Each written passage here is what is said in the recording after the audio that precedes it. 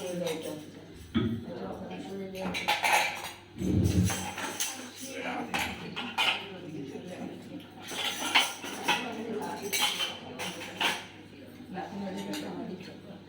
नमो भगवती वासुदेवाय।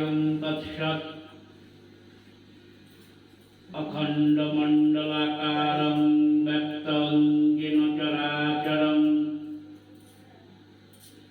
तत्पदं दर्शितं येन तस्मै श्रीगुरवे नमः।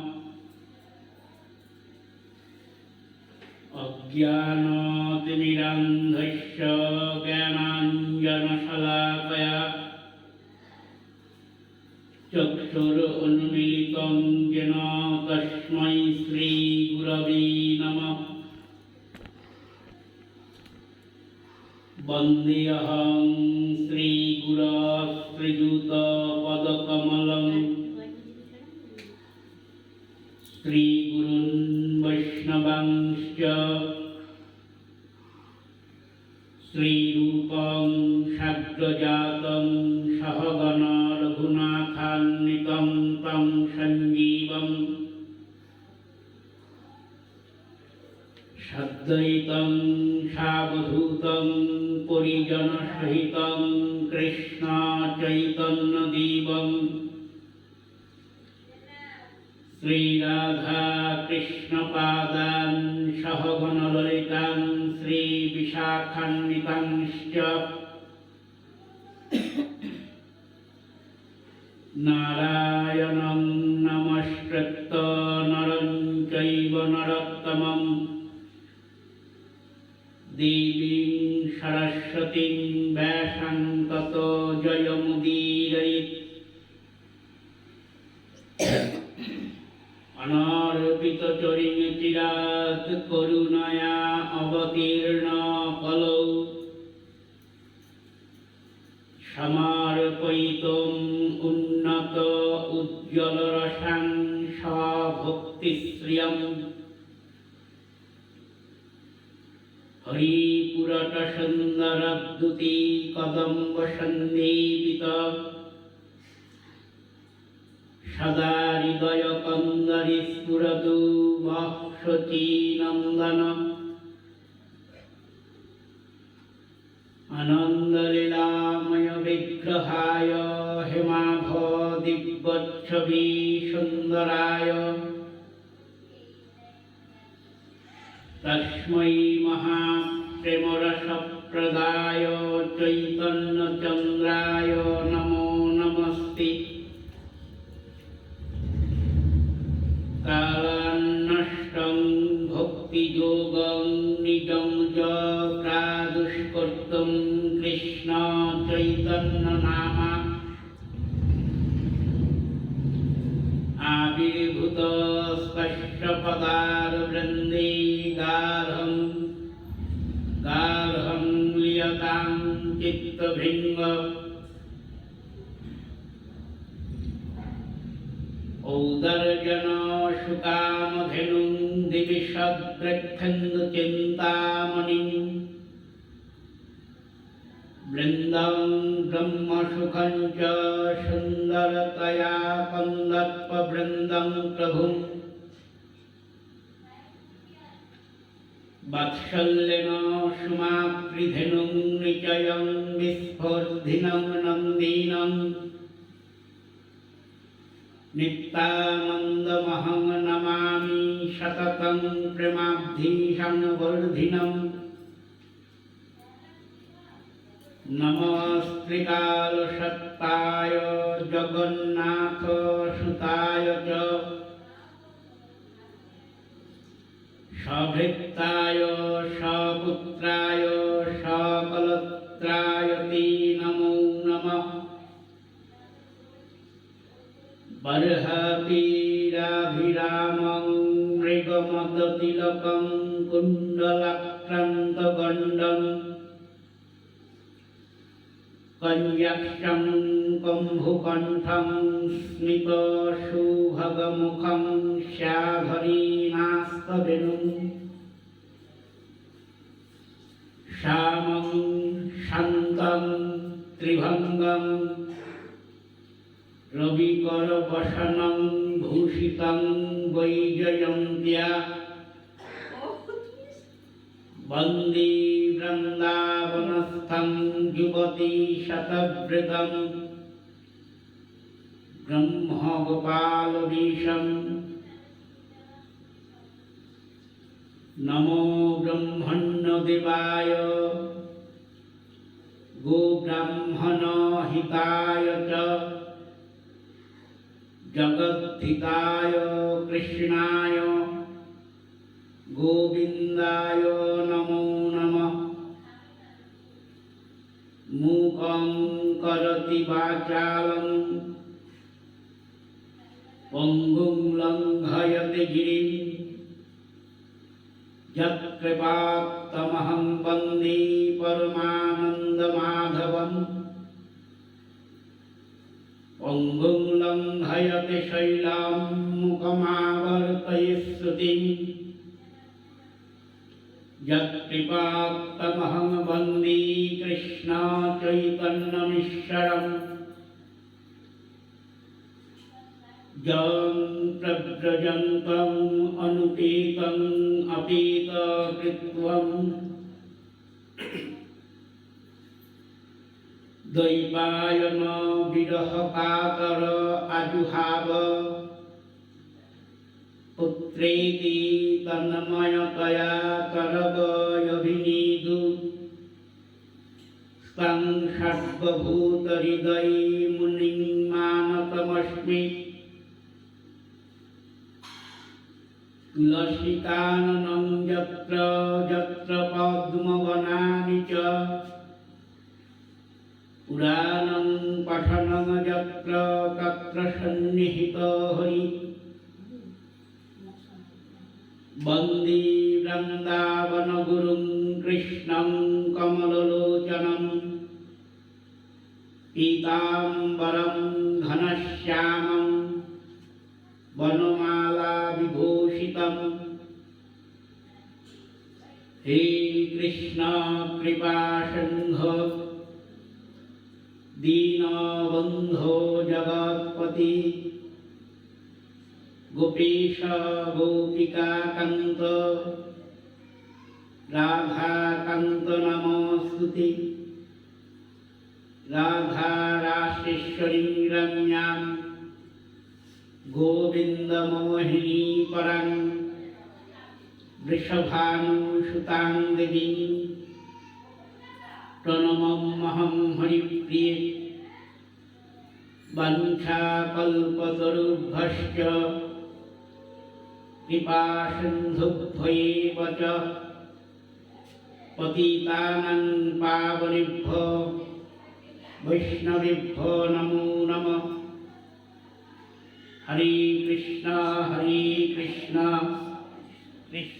कृष्ण हरे हरे हरे राम राम राम हरे हरे। जय रूप सनातन भट्ट रघुनाथ শ্রীজীব গোপাল ভট্ট দাস রঘুনাথ।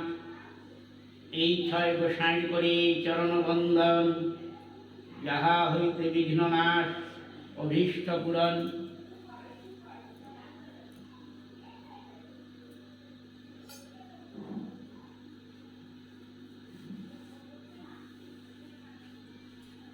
নিগমকল্পতরর্গলিतं ফলং সুতমুখাদমৃতদ্রবসংযুतं পিবত ভাগবतं রসমালয়ं মুহুরহ রসিকা ভুবি ভাবুকা। জয় জয় নিতাই গৌর নিতাই গৌর নিতাই গৌর।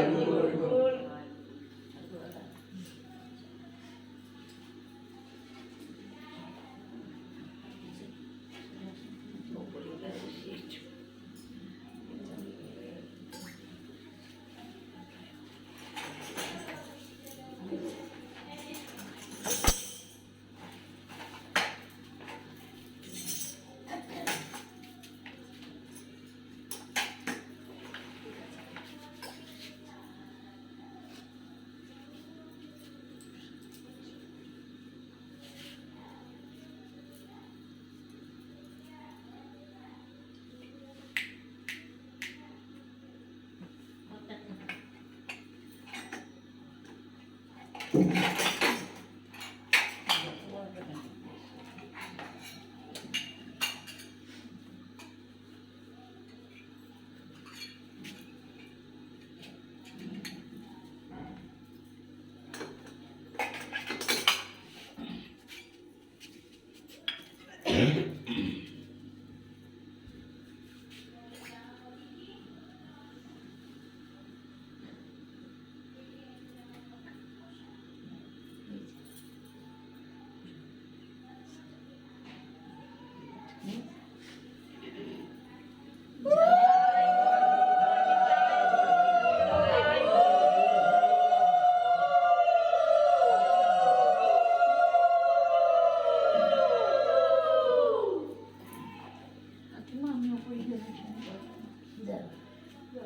नमो भगवते वासुदेवाय तत्सत्।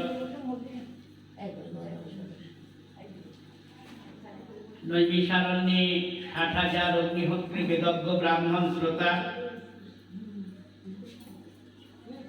सनकादि ऋषिगण प्रश्नकर्ता ब्रह्मर्षनंदन श्री सुत गोस्वामी वक्ता प्रभास तीर्थे मैत्र ऋषि वक्ता एवं विदुर श्रोता सुरहरि गंगा तीरे कृपा हरिद्वारे पांडु वंश अवतंस अर्जुनेर नाती महाराज परीक्षित ब्रह्मशापग्रस्त हये क्षुधार अन्न तृष्णार जल परित्याग पूर्वक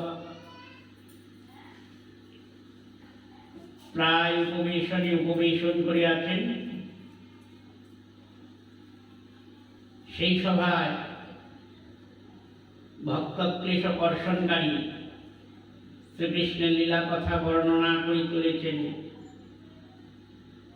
আজন্ম ব্রহ্মচর্যরত স্ত্রী পুরুষে ভেদ জ্ঞান শূন্য परम योगी व्यासनंदन श्री सुखदेव गोस्वामी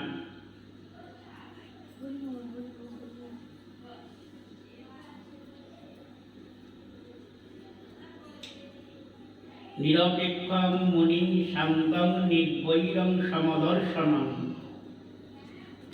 अनुव्रजाम्यहं नित्यं पुयेत्तोऽङ्घ्रिरेणुभिः। उद्धव जी के बोलेছেন भगवान তার ভক্তের মধ্যে কি কি গুণ থাকলে ভগবানের প্রিয় হওয়া যাবে। প্রথম গুণের কথা বলেছেন নিরপেক্ষং, দ্বিতীয় হলো মুনি,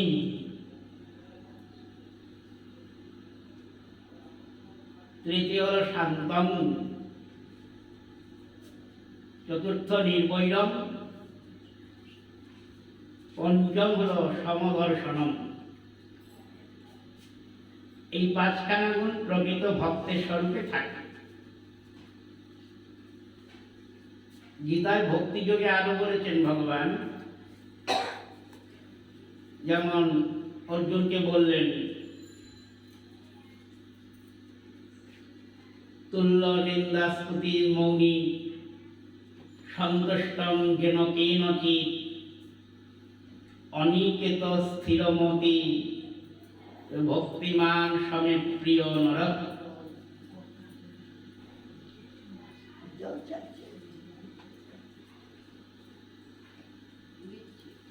উদ্ধবজিকে বলেছেন দেখো পাঁচটা যে গুণ ভক্তের সঙ্গে থাকতেই হবে, সেটা হলো নিরপেক্ষ ভক্তের কথা তো বলেছি, আপনাদের কাছে নিবেদন করেছি। নিরপেক্ষ ভক্ত যার অন্য অপেক্ষা নাই একমাত্র ভগবত কৃপা ছাড়া।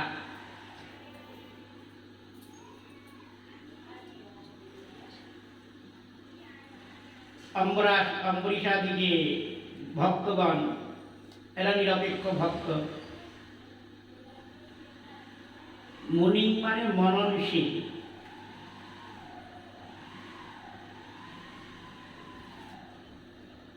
যিনি মননশীল। ভগবানে মানুষে শান্তম মানে যে শান্ত হয়েছে আর কি।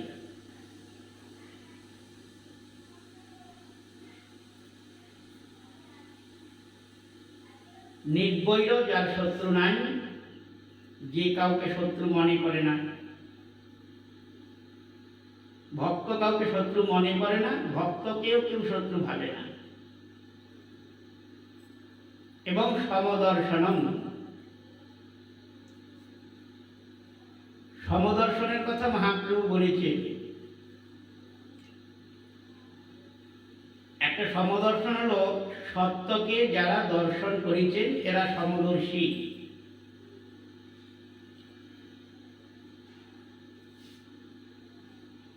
আর সহজভাবে যদি বুঝতে হয়, গৌরাঙ্গ সুন্দর বলেছেন, ব্রাহ্মণ চণ্ডাল কুৎপুরান্ত করি, দণ্ডবৎ করিবে অতিমান্য করি।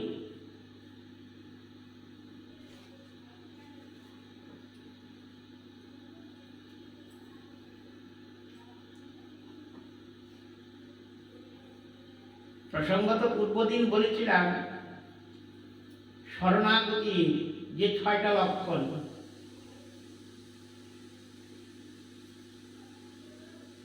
ভগবৎ চরণে যে শরণাগত হয় তার 6টা লক্ষণ শাস্ত্রে কথিত হয়েছে। আনুকূল্যস্য সেবনং, প্রাতিকূল্য বিবর্জনম, লক্ষ্মীস্বতি বিশ্বাসম, গোপ্তৃত্বে বরণম তথা। আত্মনিক্ষেপ কার্পণ্যে সর্ববিধা শরণাগতি।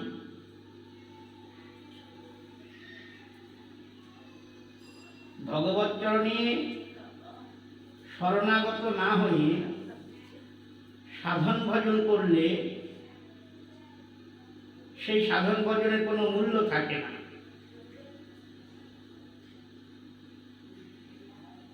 সাধন ভজন যে দাঁড়িয়ে আছে যার উপরে, সেটাই আত্মনিবেদন বা শরণাগতি। প্রেমলক্ষণা ভক্তি বলা হয়েছে ভাগবত। শ্রবণ, কীর্তন, বিষ্ণু স্মরণ, চরণ সেবা, অর্চনা করা, বন্দনা করা, দাস্যভাবে ভজন করা, সখ্যভাবে ভজন করা এবং আত্মনিবেদন করা। যার যেটা পছন্দ সে সেইভাবে ভক্তি যাজন করবে। আবার যে পারবে 9খানাই যাজন করতে পারবে। অম্বরীশ মহারাজ তাই করতেন।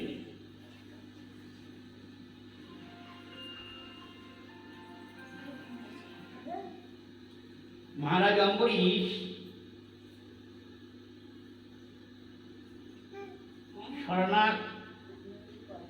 প্রেমলক্ষণা ভক্তির 9খানা ভক্তি অঙ্গই যাজন করতেন। ওই জন্য ভগবান সবসময় তাকে সুদর্শন চক্র দিয়ে পাহারা দিয়ে রাখতেন।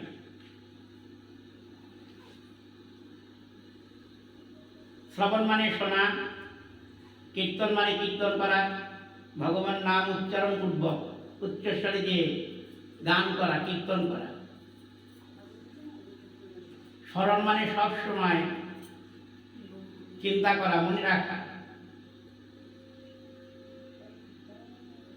এই 3খানা ভক্তি অঙ্গ যাজন কলিজীবের পক্ষে সহজ। ওই জন্য দেওয়া হয়েছে কলিজীবকে, বাকিগুলোতে অধিকার নাই। তবে শেষোক্ত যে ভক্তিটা আত্মনিবেদন, ওটা কিন্তু করতে হবে। আত্মনিবেদন যদি প্রথমেই করা হয়, এটা গোস্বামীগণের সিদ্ধান্ত, তাহলে ভক্তি অঙ্গ এমনি এমনিই যাজন হয়ে যাবে।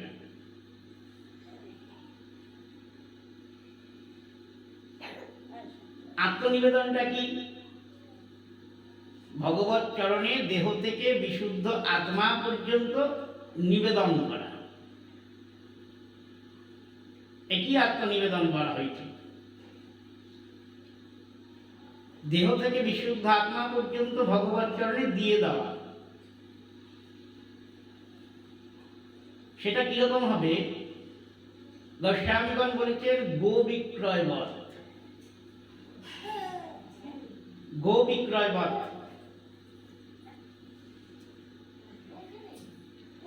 আপনার একটা গরু ছিল, গরু নিয়ে ঝামেলা ছিল অনেক, খরগোশি দেওয়া, তাই না?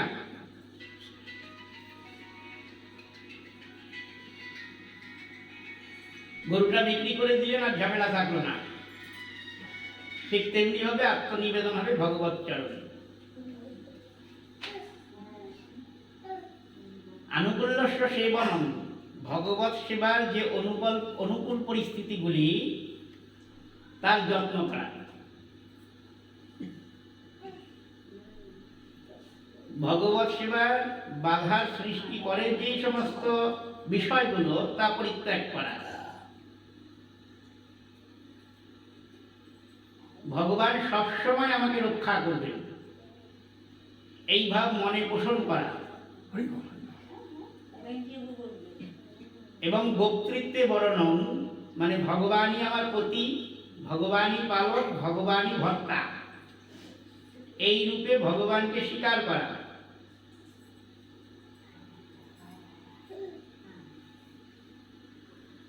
এই রকম ভাবে ভগবত চরণে শরণাগত হলে পরে ভগবত কৃপা লাভ করা যাবে।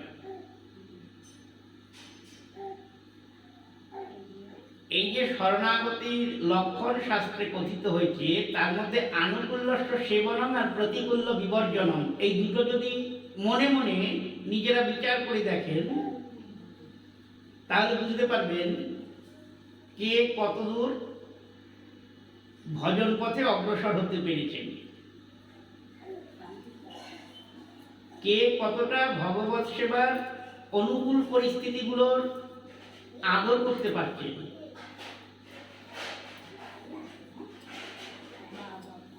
অনুকূল আর প্রতিকূল এই দুটো কথা নিশ্চয়ই আমরা বুঝি, পূর্বদিনও বলেছিলাম।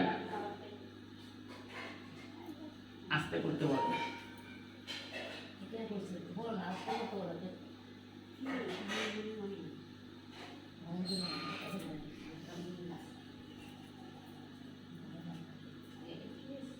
মানে ভগবত সেবার যে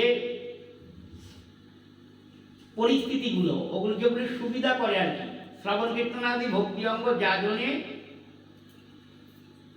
ভগবত ভজনে যে সমস্ত বিষয়গুলো সাহায্য করে তার প্রতি যত্নবান হওয়া, আর যেগুলো বিঘ্ন করে ওগুলোকে যত্নপূর্বক পরিত্যাগ করা। কে কতটা পারো?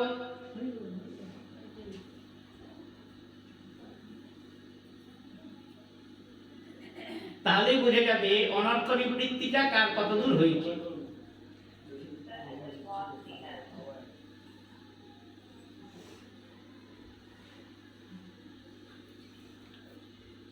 সমস্ত বাধা বিঘ্ন উপেক্ষা করে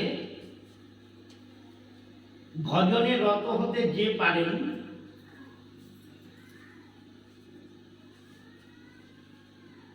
তার দ্বারা বুঝতে হবে যে ভগবত কৃপায় সে ভগবত সেবার অনুকূল পরিস্থিতিগুলোকে গ্রহণ করতে পারছে বা পেরেছে।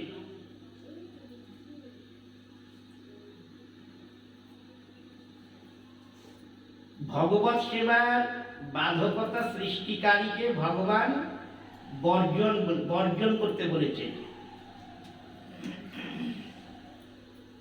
কোথায় বলেছেন? দৈত্যগুরু শুক্রাচার্য বলিকে তো নিষেধ করেছিলেন। মহারাজ বলি যার কোনো সাধন ভজন কিছুই ছিল না, তা সত্ত্বেও যে ভগবত পাদপদ্ম লাভ করেছেন,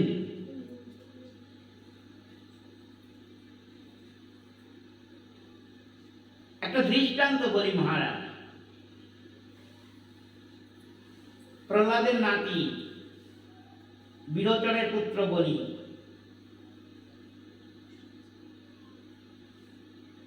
এর কোনো সাধন ভজন কিছুই ছিল না, তথাপি ভগবত চরণারবিন্দ মস্তকে ধারণ করেছিলেন, যেটা শিববিরিঞ্চি প্রতিনিয়ত কাম্য করেন এবং তার জন্য তপস্যা দিতে কালাতিপাত করছেন অনন্তকাল ধরে।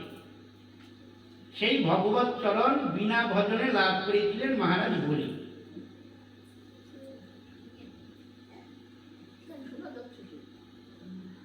আমাদের শাস্ত্রে বলা হয়েছে,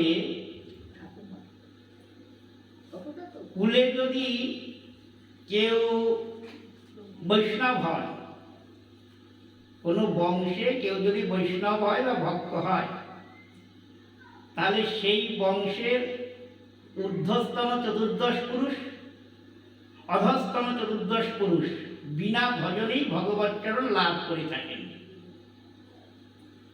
এই কথা বলা হয়েছে। ভক্তের মহিমা, ভক্তির মহিমা।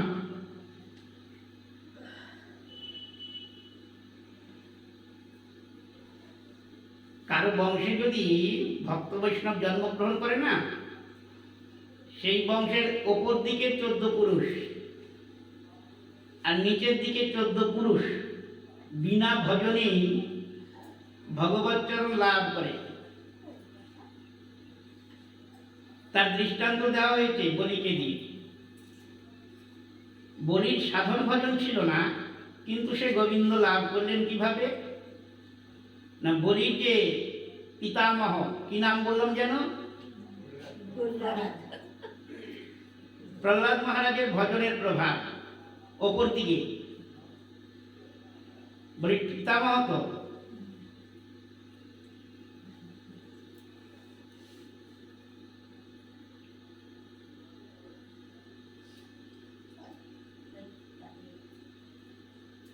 প্রহ্লাদ উপরের দিকে সাধন ভজনের প্রভাবে অধস্তন পুরুষ যে, মানে নিচের দিকে যে বলি মহারাজ, সে ভগবৎচরণ লাভ করল।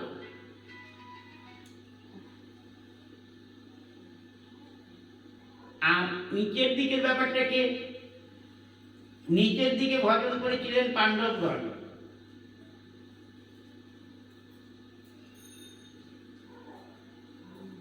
তাদের ভক্তির প্রভাবে অপর দিকে যে পিতামহ ভীষ্ম, সে ভগবৎচরণ লাভ করেছিল। মহারাজ বলিকে ত্রিপাদ ভূমি দিতে বারণ করছেন তারই গুরুদেব শুক্রাচার্য।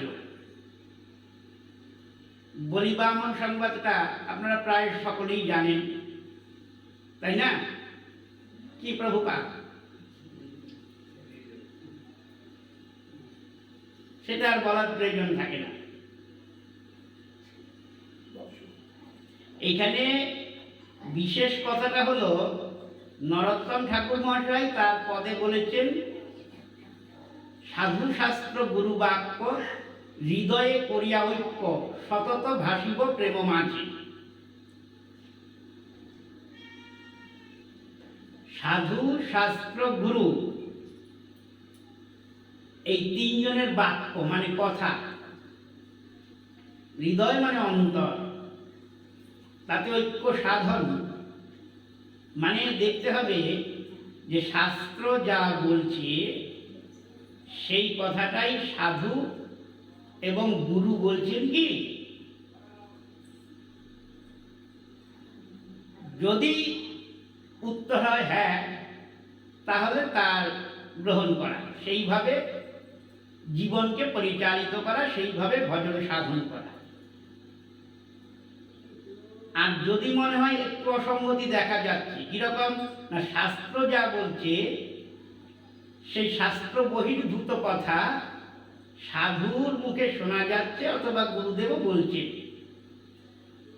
তাহলে সেই কথার মর্যাদা দেওয়ার প্রয়োজন নাই, যদিও বা গুরুবাক্য হয়।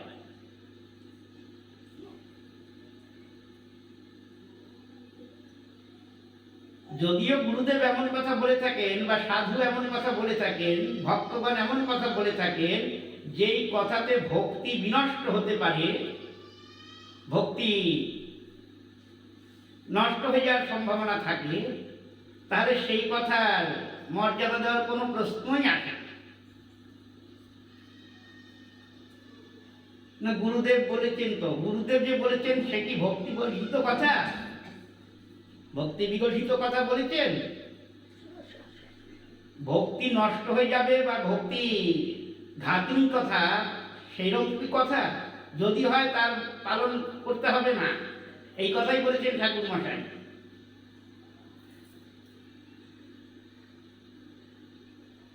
এমন অনেক সাধুগুরু জগতে দেখা যায় যারা নিজ নিজ মত শিষ্য ভক্তদের উপরে চাপিয়ে দিচ্ছে,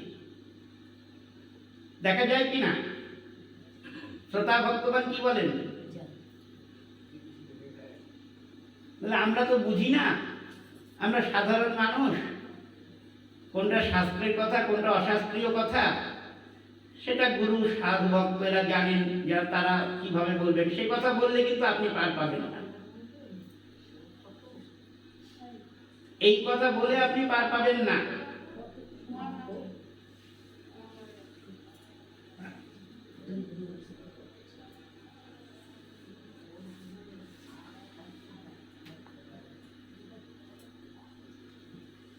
কারণ আপনাকে বিচার বুদ্ধি বিবেক সব ভগবান দিয়েছেন, ভালো মন্দ গ্রহণ করার শক্তি সমস্ত। এই ব্যবহারিক জগতে আপনি সব ভালো মন্দটা বুঝতে পারছেন, কিসে আপনার ভালো হবে কিসে খারাপ হবে বুঝি না? সব বুঝি, কিন্তু সাধন ভজনের বেলা বুঝি না। এই কথা বলা মানে আত্মপ্রতারণা ছাড়া কিছুই না।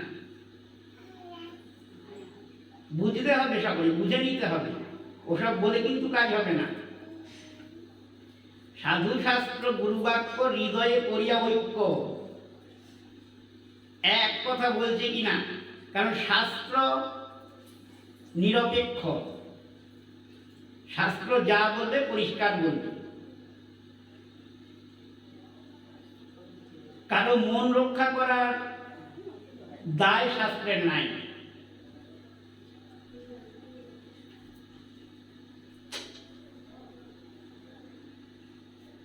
এই নিচে নিয়ে যাও কে?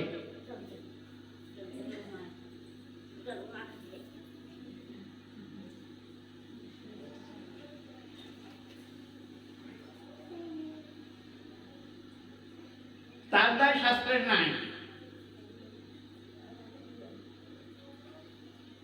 কিন্তু সাধুগুরুর একটা মন রক্ষা করা কথা বলার প্রবণতা দেখা যায়। এরকমটা যেন না হয়, ওই জন্য সাবধান করেছেন নরোত্তম ঠাকুর। শুক্রাচার্য বলি মহারাজের গুরুদেব, তাই না? ত্রিপাদ ভূমি তিনি দেবেন, সংকল্প করতে উদ্যত হয়েছে, সেটা নিষেধ করছেন শুক্রাচার্য, পরিষ্কার করে দিচ্ছেন, এস বৈরেচনে সাক্ষাৎ ভগবান বিষ্ণুর অব্যয় কশ্যপাদ অদিতির জাত দেবানাং কার্য সাধক। মহারাজ বলি, তুমি যাকে ত্রিপাদ ভূমি দিতে যাচ্ছ ইনি কে জানো? সাক্ষাৎ বিষ্ণুর অব্যয়, ভগবান বিষ্ণুর অবতারিণী, বামন মূর্তি পরিগ্রহ করে তোমাকে ছলনা করতে এসেছেন, কশ্যপ এবং অদিতিকে আশ্রয় করেছেন, তোমার সিংহাসন তোমার থেকে নিয়ে, ছলনাপূর্বক তোমার থেকে নিয়ে তোমার ভ্রাতা ইন্দ্রকে দিয়ে দেবে। যাকে তুমি এই ছোট্ট বামন বিগ্রহ দেখছো, তুমি যেই সংকল্প করবে এ কিন্তু আর ওই বামন থাকবে না, সঙ্গে সঙ্গে ত্রিবিক্রম মূর্তি পরিগ্রহ করবে। এক চরণের দ্বারা ব্রহ্মলোক, এক চরণের দ্বারা সুতল, আর তার দেহর দ্বারা অনন্ত কোটি ব্রহ্মাণ্ডকে গ্রাস করে নেবে। ত্রিপাদ ভূমির জায়গা তুমি কোথায় দেবে? অতএব দিও না। কে বললেন? তাকে বলছেন। তাহলে গুরুদেব বলেছে, মহারাজ বলির গুরুদেব হন শুক্রাচার্য, গুরুবাক্য পালন করতে হবে। বলি মহারাজ কি শুনেছিলেন সেই কথা? পরিষ্কার তিনি বলেছিলেন, গুরুদেব আপনি তো বললেন ইনি ভগবানের অবতার, সাক্ষাৎ বৈকুণ্ঠনাথ। আজকে বৈকুণ্ঠনাথ ভিখারি হয়ে আমার কাছে এসেছে ভিক্ষা চাইতে, আমি দেব না? অবশ্যই দেব। গুরুবাক্য পালন করলেন না, তাতে কি বলি মহারাজের কোনো অপুরস্কার হয়েছিল? হয়নি। যার জন্য সাধন ভজন, যার জন্য গুরু সমাশ্রয়, সেই ভগবান স্বয়ং উপস্থিত, তিনি প্রার্থী হয়েছেন, তার প্রার্থিত বস্তু তাকে দেব না, গুরুদেব নিষেধ করেছে, তাহলে সেই গুরুদেবের কথা যদি না শোনা হয়, দোষের কিছু হয় না।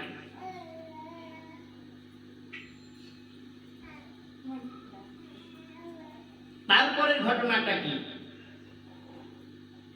বলির মুখে এই কথা শুনে শুক্রাচার্য অত্যন্ত রুষ্ট হলেন, অভিসম্পাদ করলেন বলিকে, স্ত্রী ভ্রষ্ট হও।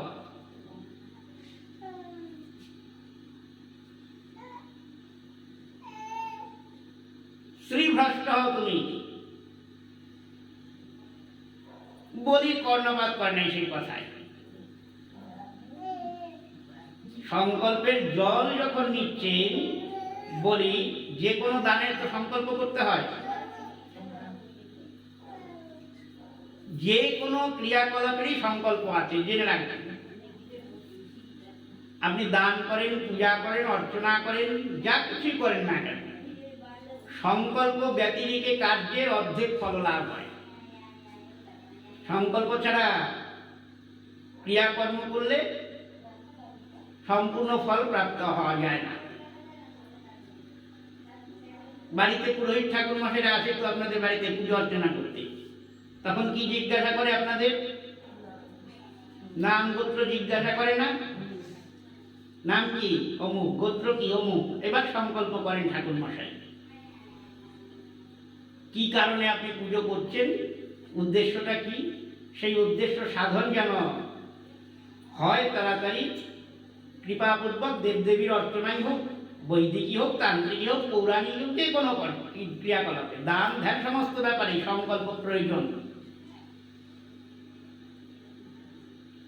তার জন্য মহারাজ বলি ওই ত্রিপাদ ভূমি দেবেন। ত্রিপাদ ভূমি মানে তিনখানা চরণের মাপের জায়গা। কার তিনখানা চরণ? একজন বামন দেব এসেছেন, যার আকৃতিটা হলো 1 হাত, চরণ থেকে মাথা পর্যন্ত 1 হাত লম্বা, এমন একজন ব্রাহ্মণ কুমার এসেছেন বলির যজ্ঞাগারে। নর্মদা নদীর উত্তর তটে ভৃগুকচ্ছ নামক জায়গায় মহারাজ বলি যজ্ঞ করছেন।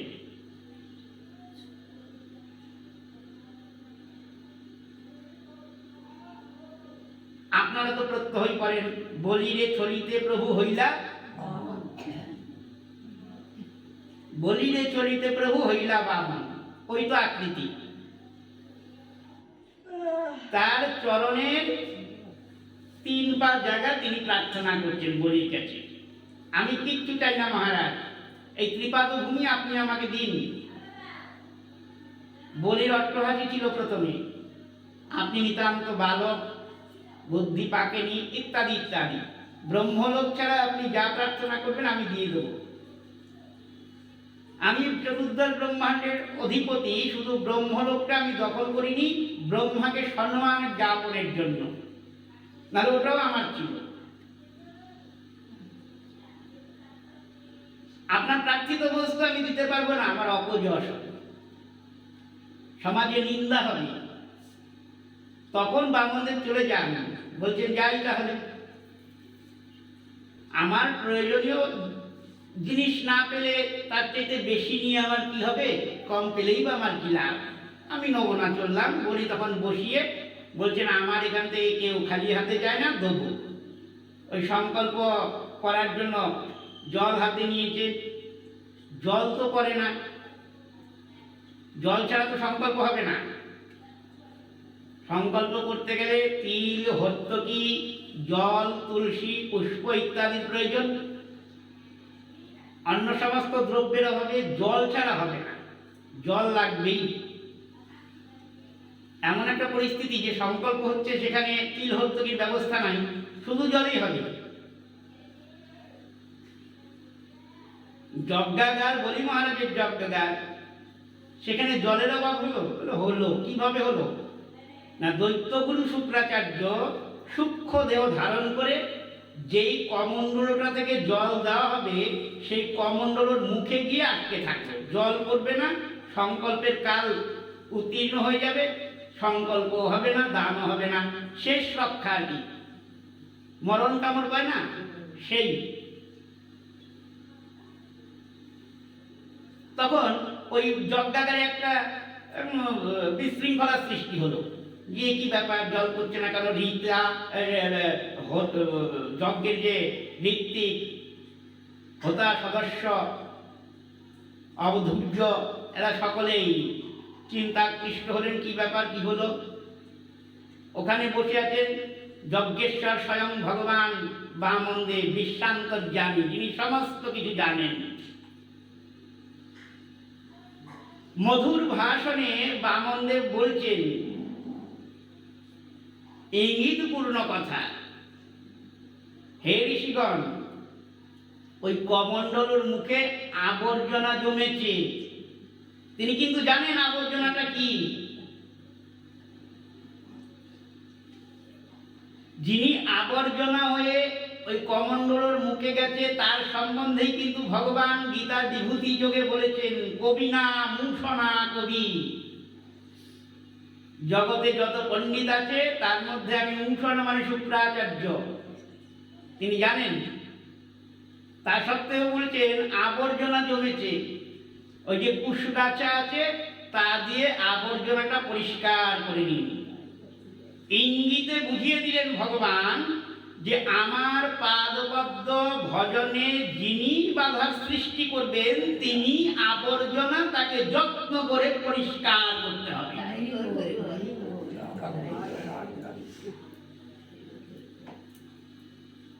সেই কথারই অনুধ্বনি আমরা শুনতে পাই নরোত্তম ঠাকুর মহাশয়ের কণ্ঠে, সাধু শাস্ত্র গুরু বাক্য হৃদয়ে করিয়া ঐক্য সতত ভাসিব প্রেম মাঝে। যদি প্রেম মাঝে ভাসতে হয় তাহলে সাধু শাস্ত্র গুরু এই তিনের বাক্য যেন সমান থাকে। গুরুদেব যা বলবেন নিশ্চয়ই শাস্ত্রোক্ত কথাই বলবেন, তবেই তিনি গুরু হবেন। সাধু যা বলবেন শাস্ত্রকে মর্যাদা দিয়েই কথা বলবেন, তবেই তিনি সাধু হবেন, নচেত নয়। অশাস্ত্রীয় কথা বলে বেড়াবো, সাধু গুরু হয়ে জগতে বিচরণ করব, তা তো হতে পারে না।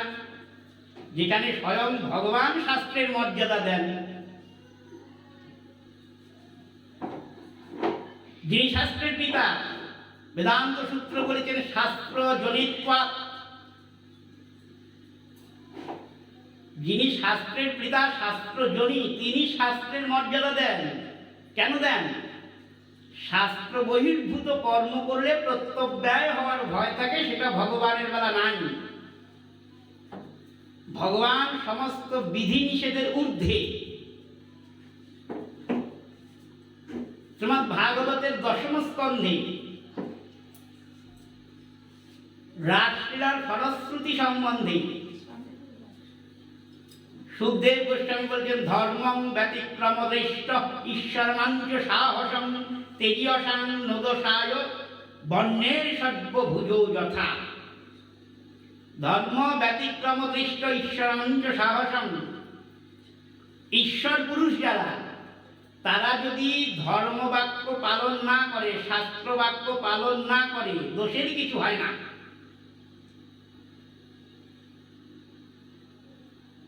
কারণ শাস্ত্র ভগবানের জন্য নয়, শাস্ত্র জগতের জীবের জন্য। আর ভগবান তো শাস্ত্রের পিতা, সে যদি শাস্ত্র বহির্ভূত কাজকর্ম করে তাতে তার প্রত্যব্যয় জন্মাবে না, কোনো ভয় নাই তার।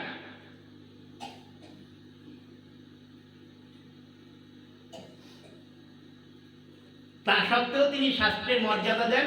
অশাস্ত্রীয় কাজকর্ম আজ পর্যন্ত করেছেন কি ভগবান শুনতে পাবেন কি? আপনি বেদ পুরাণ সংহিতা সমস্ত আলোচনা করুন, দেখবেন তো আজ পর্যন্ত জগতে যত ভগবান এসেছেন তারা শাস্ত্র বাক্য পালন না করে কোনো কর্মের অনুষ্ঠান করেছেন দেখাতে পারবেন? পারবেন না। কারণ কি গীতা ভগবান নিজেই বলেছেন, জগতে যারা মহৎ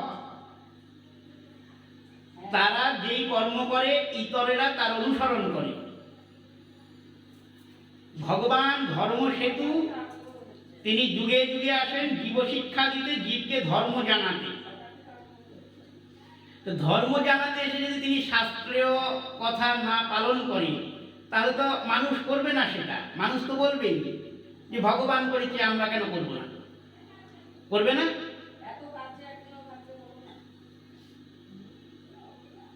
ওই জন্য ভগবান প্রত্যেক মুহূর্তেই প্রতি পদক্ষেপ শাস্ত্রের নির্দেশ মতন ফেলেন, এটা দেখা যাচ্ছে।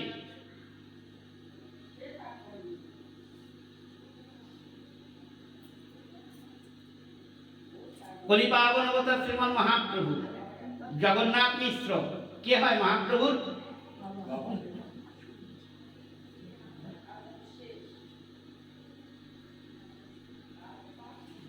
মহাপ্রভুর মায়ের নাম কি?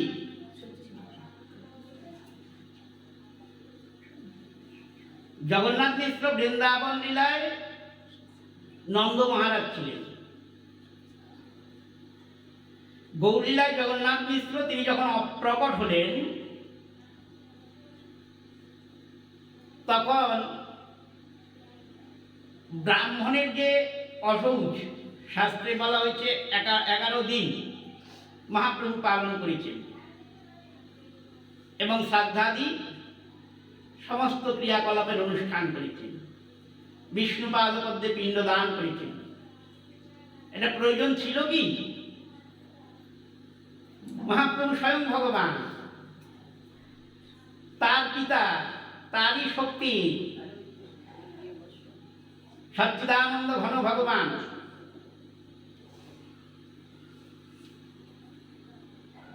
অতএব এই সমস্ত কাজগুলো করেছেন আমাদের শিক্ষা দেওয়ার জন্য। দেখো আমি করছি, তোমরাও করবে।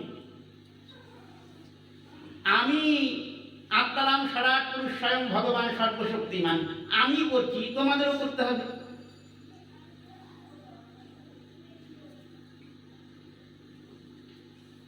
কৃষ্ণং বন্দে জগৎ গুরু, কৃষ্ণ জগতের গুরু, তার উপর তার গুরু নাই। তিনি তো দীক্ষা গ্রহণ করেছেন না? কেন করেছেন? জীব শিক্ষা যাতে আমরা করি তার জন্য করেছেন।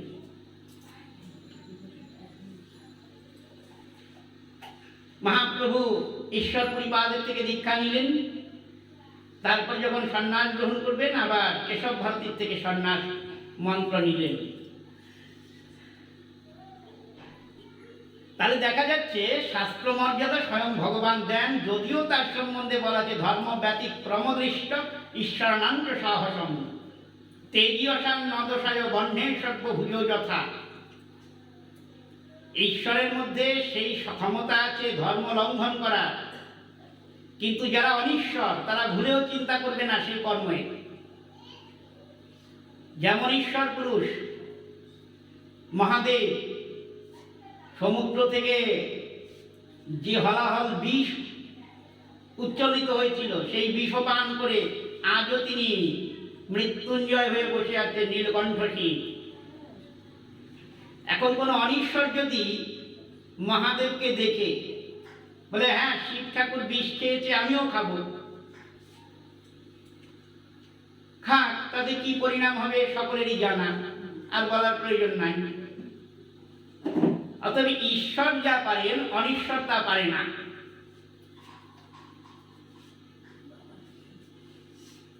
সাধুই হোক গুরুই হোক, সে যদি শাস্ত্র বচন না পালন করে, শাস্ত্রোক্ত বিধান মতন না চলে, শিষ্যকে উপদেশ না দেয়, তাহলে সে গুরু হবে কিভাবে? শ্রীমদ্ ভাগবতের 11 স্কন্ধে উদ্ধবজিকে ভগবান সুন্দর একটা কথা বললেন, উদ্ধব তুমি তো গুরু সমাশ্রয় করবে, তো গুরুদেবের মধ্যে এই দুটো জিনিস আছে কিনা দেখে নেবে। বিশেষ প্রণিধানযোগ্য শ্রোতা বন্ধুগণ মন দিয়ে শুনুন। তস্মাৎ গুরুং প্রপদ্যেত জিজ্ঞাসু শ্রেয়মোত্তমম শাব্দে পারেত নিষ্ণাত ব্রহ্মণোপসমাশ্রয়ম। উদ্ধব তুমি গুরু সমাশ্রয় করছো, গুরুদেবের মধ্যে অনন্ত গুণ থাকতে পারে, কিন্তু এই প্রধান দুটো গুণ আছে কিনা দেখে নেবে।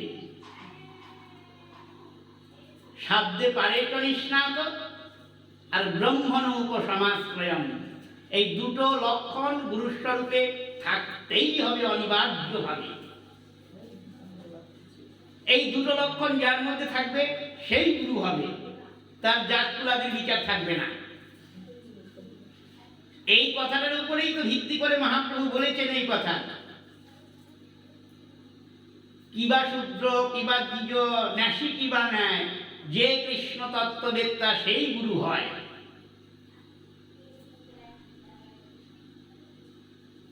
আমরা তো আমাদের সুবিধা মতন কথাগুলি গ্রহণ করি, যেই কথাগুলো আমাদের সুবিধা হবে করতে সেগুলো করি, আর যেগুলো অসুবিধা ব্যঞ্জক সেগুলি না করলেও চলে, ও ওসব বাবুল দরকার নাই, তাই না?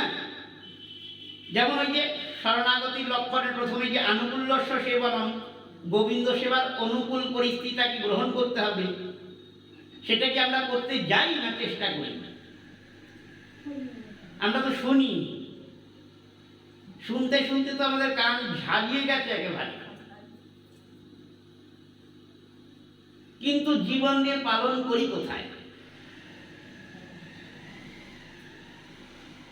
না করার কারণ হলো বিশ্বাসের জন্ম হয়নি এখনো। সাধুশাস্ত্র গুরুবাক্যে যে দৃঢ় বিশ্বাস, সেই বিশ্বাসেরই এখন জন্ম হয়নি, তারপরে এগুলো হবে কিভাবে? উদ্ধবজিকে গোবিন্দ বলছেন, তুমি তোমার গুরুদেবের মধ্যে এই দুটো লক্ষণ আছে কিনা দেখবে। প্রথম লক্ষণটা হলো শাব্দে পারেত নিষ্ণাত, দ্বিতীয় হলো ব্রহ্মণোপসমাশ্রয়ম।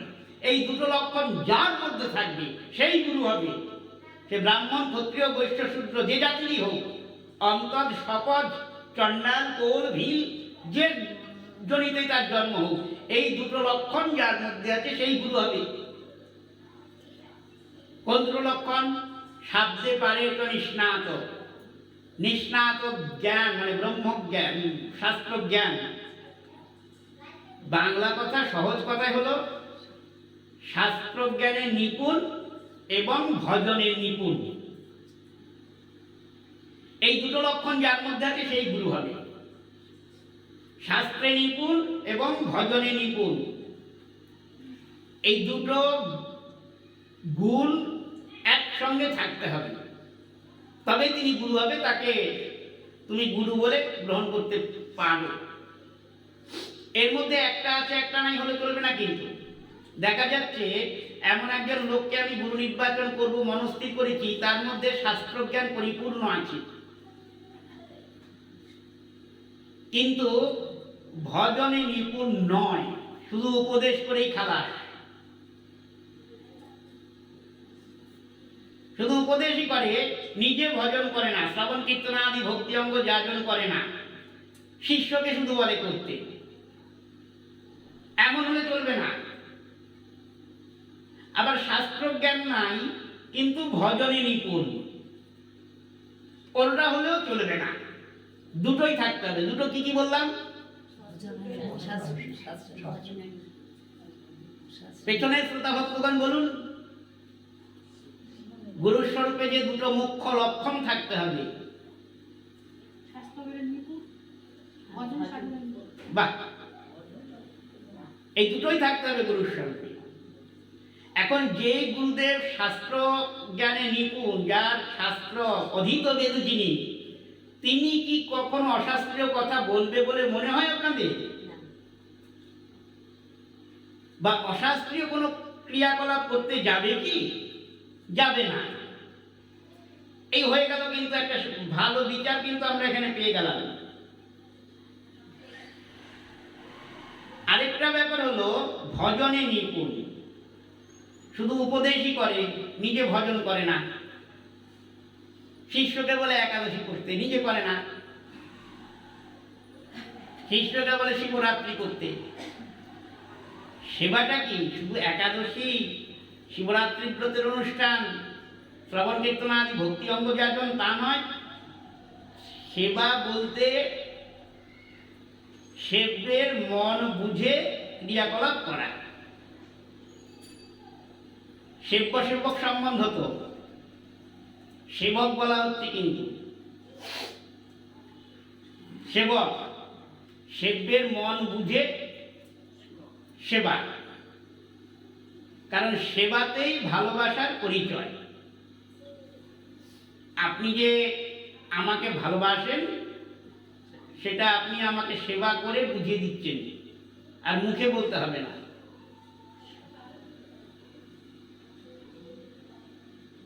এই যে সেবক সেবক সম্বন্ধ, সেটাতে তো জীবের অধিকার নাই। জীবের অধিকার হচ্ছে দাস্য ভক্তি। এই দাস্য ভক্তি প্রাপ্তির জন্য যা যা করণীয় অবিধেয় ব্যাপার, সেটা গুরুদেব শিষ্যকে উপদেশ করবেন, নিজে আগে আচরণ করবেন, তারপর ভগবত মন্দির মার্জনা থেকে শুরু করে সমস্ত গুরুদেব নিজে করবেন। আচ্ছা, প্রশ্ন হলো, ঠিক আছে, যদি শাব্দে পারেত নিষ্ণাত এবং ব্রহ্মণ উপসমাশ্রয়ণ, এই দুটো জ্ঞানের মধ্যে একটা জ্ঞান না থাকলো, তাহলে কি দোষ হওয়ার সম্ভাবনা থাকে? মানে গন্ডগোল হওয়ার সম্ভাবনাটা কি থাকে?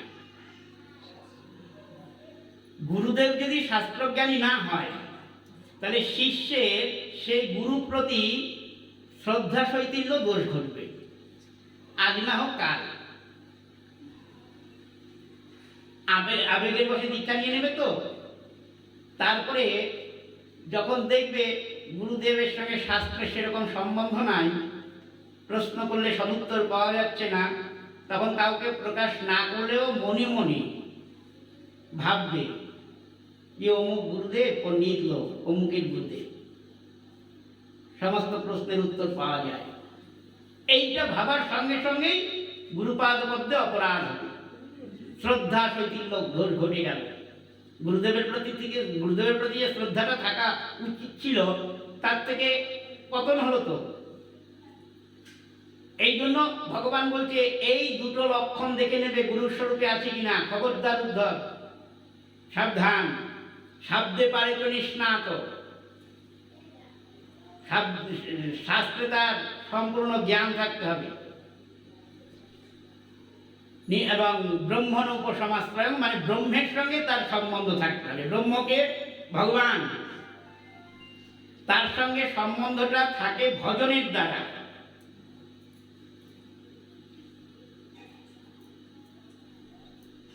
এখন গুরুদেবের যদি ভগবানের সঙ্গে সম্বন্ধ না থাকে, তাহলে শিষ্যকে তিনি কি দেবেন? তাহলে ভজন শৈথিল্য দোষ হবে। ওটা শ্রদ্ধা শৈথিল্য একটার অভাবে, এটার অভাবে হবে ভজন শৈথিল্য, দুটোই থাকতে হবে। এই জন্য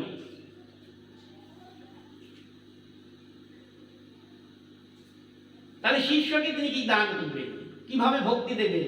গুরুদেব তো অন্য কিছু দিতে পারেনি, গুরুদেব তো অন্য কিছু দিতে আসেনি শিষ্যকে। এই যে আজকে দুজন দীক্ষা নিয়ে গেল এখান থেকে, বলছে প্রভু সন্তান হয় না, দীর্ঘদিন হয়েছে, বিবাহ হয়েছে, যাতে সন্তান হয়। গুরুদেব দিতে পারবে না, কোনো গুরুদেবই পারবেন না। চাকরি হচ্ছে না, দীক্ষা নিলে চাকরি হবে ভালো, দীক্ষা নিলে সন্তান হবে, দীক্ষা নিলে আয় উন্নতি, সংসারে শ্রীবৃদ্ধি করবে, ভুল কথা। আগে গুরু তত্ত্বটাকে বুঝে নিতে হবে। গুরুদেব কি দিতে এসেছেন, এটা যদি বুঝে গুরুদেবের থেকে সেই জিনিসটা নিয়ে নেওয়া হয়, তাহলে সংসারে যত কিছু পাওয়া ছিল সব পাওয়া হয়ে যাবে। এই আলাদা আলাদা করে ছোট ছোট ভাবে আর চাইতে হবে না, একদম সম্পূর্ণ প্রাপ্তিটা ওখান থেকে হয়ে যাবে, ক্ষুদ্র ক্ষুদ্র আর না। ভূমা বস্তুটা গুরুদেব দিতে এসেছে, ভূমা, শাস্ত্রে বলেছে ঘুমাইব সুখম নাল্পে সুখমস্তি। শ্রুতি বলছে সুখ কোথায়? ঘুমাইব সুখম নাল্পে সুখমস্তি, অল্পে সুখ হয় না। যে বস্তুটা অল্প তাতে সুখ হয় কি আমাদের? যেটা ভূমা, ভূমা মানে সর্ববৃহৎ বস্তু জগতে যেটা, তাকে বলা হয়েছে ভূমা। এই ভূমাতেই সুখ। নাল্পে সুখমস্তি, অল্পে সুখ হয়নি, হয় না। গুরুদেবকে কি বলেছেন ঠাকুর মশাই? দেখুন, গুরুকে বলেছেন, গুরুদেব হলো ভক্তির ঘর। শ্রীগুরু চরণপদ্ম কেবলই ভকতি শব্দ বঙ্গময়ী সাবধান শনে যাহার প্রসাদে ভাই এভব তরিয়া যাই কৃষ্ণ ভক্তি হয় যাহা হনি।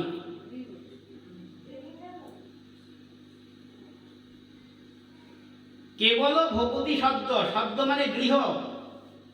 গুরু যেন কেবল একটা ভক্তির গৃহ। গুরু পাদপদ্মে চাইতে হলে কৃষ্ণ পাদপদ্মে অনন্য ভক্তি হোক, এইটাই চাইতে হবে, অন্য কিছু না।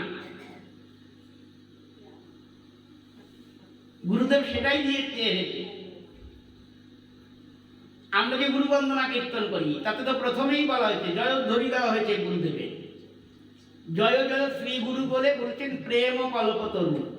প্রেমের কল্পতরু গুরুদেব। প্রেম মানেই ভক্তি, যাহা প্রেম তাহাই ভক্তি। অতএব গুরু স্বরূপে শব্দে পারিজনিষ্ণাত আর ব্রহ্মণ উপসমাশ্রয়ম, এই দুটো লক্ষণ যার মধ্যে আছে। যদি ব্রহ্মের সঙ্গে সংযোগ না থাকে গুরুদেব, তাহলে সেই গুরুদেবের থেকে কৃপা লাভ হওয়া দুষ্কর হয়ে পড়বে। যোগাযোগ সম্বন্ধটা গোবিন্দের সঙ্গে গুরুদেবের থাকতে হবে। যদি থাকে তাহলেই সেখান থেকে কৃপা প্রাপ্তি হবে। যদি না থাকে, কৃপার যোগানটা হবে কোথায়? কোত্থেকে? কৃপা কি এমনি এমনি আসে? করে পাওয়ার নাম কৃপা। এই সেদিন বলেছিলাম না, 2 আঙুলের ব্যবধান, কৃষ্ণ জননী যশোদা। আরে যশোদা চিরকালই কৃষ্ণকে কোলে নিয়ে বসে আছেন। গোপাল চিরকালই যশোদার কাছে বন্ধনে আছেন। তথাপি নতুন করে বাধার কি প্রয়োজন ছিল? বাধার প্রয়োজন ছিল জগৎকে দেখানো। নিত্যলীলায় যা হয় এই ব্রহ্মাণ্ডে তার প্রতিবিম্ব করে। মানে আমার পুত্র গোপালকে যদি কেউ বাঁধতে চাও, আমি যেভাবে করছি সেইভাবে করো, পারবে। ওটাই দেখাতে এসেছেন যশোদা। নামটাই তো হয়েছে যশোদা। যশং দদাতি যশোদা। যশোদা কাকে বলবেন? যিনি যশ দান করেন তিনিই যশোদা। কাকে যশ দান করেন? দামবন্ধন লীলার আরেকটা নাম হলো গোপী প্রসাদ লীলা। অনেক বড় বড় তত্ত্ব কথা দামবন্ধন লীলাতে দেওয়া হয়েছে। গোপী প্রসাদ লীলা, যশোদা যশ দান করেন যিনি, তিনি যশোদা। কাকে যশ দান করেন? অনন্ত জগৎ যার কাছ থেকে যশ ভিক্ষা করে সেই ভগবানকে তিনি যশ দান করছেন। বলি কি যশ, কি যশ দান করছেন? যশ দান করছেন ভগবান যে ভক্ত বৎসল, ভক্তাধীন তিনি, সেটা জগৎকে জানাতে পেরেছেন ভগবান ওই যশোদার মাধ্যমে। তিনি যে ভক্ত বৎসল এবং ভক্তাধীন, ভক্তাধীনতার পরাকাষ্ঠা, সেটা যশোদা দেখিয়ে গেলেন। দেখো, ভক্তের, সাধক ভক্তের ভজন ব্যগ্রতা যত দূর পর্যন্ত বৃদ্ধি পাবে, ভগবানের কৃপার গরজটাও তত দূর পর্যন্ত প্রসারিত হবে। যে যথামাং প্রপদ্যন্তে স্তাং তথৈব ভজাম্যহম।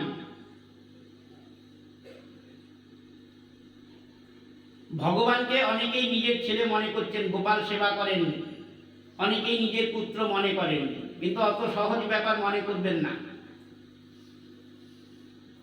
ভগবানকে নিজজন যদি করতে হয় তার আগে কতগুলি প্রস্তুতির ব্যাপার আছে। ভগবান যদি ওরকম সস্তায় নিজজন হয়ে যেত তাহলে আর এই শাস্ত্র সাধু গুরুর প্রয়োজন হতো কি হতো না?